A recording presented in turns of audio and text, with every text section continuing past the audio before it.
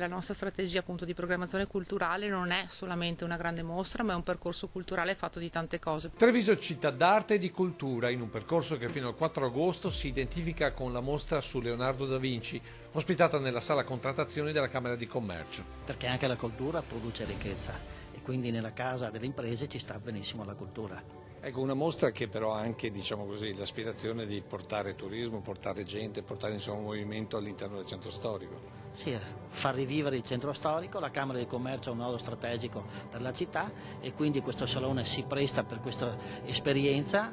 Tra l'altro è una mostra innovativa, c'è solo a Firenze e a Treviso. In Italia non ce ne sono altre di questo tipo. Il fascino del genio toscano, che viene ricordato nei suoi 500 anni dalla scomparsa, è proposto non tanto in un'esposizione quanto in un percorso esperienziale e apprezzatissimo soprattutto dai ragazzi. La gioia di aver visto un grande coinvolgimento, insomma, nonostante l'imminente chiusura della scuola, dei ragazzi, e ci sono state delle belle collaborazioni, per esempio col Duca degli Abruzzi, quindi vedere la gioia di tanti ragazzi giovani che non avevano mai visto queste tecnologie, quindi aver portato questo tipo di mostre multimediali, perché anche insomma mostre multimediali ci sono diversi livelli di qualità, quindi di una qualità così alta, e anche la tecnologia e la realtà aumentata penso sia stato un bel regalo insomma, per i trevigiani. Ma il percorso continua e dopo il 4 agosto è già pronta un'altra novità. Subito dopo la Da Vinci Experience aprirà, e questa sarà totalmente gratuita, una grande mostra dedicata all'NBA, quindi alle star con tutti i memorabilia, quindi gemelli, uno store del basket americano legato però alla storia del basket trevigiano,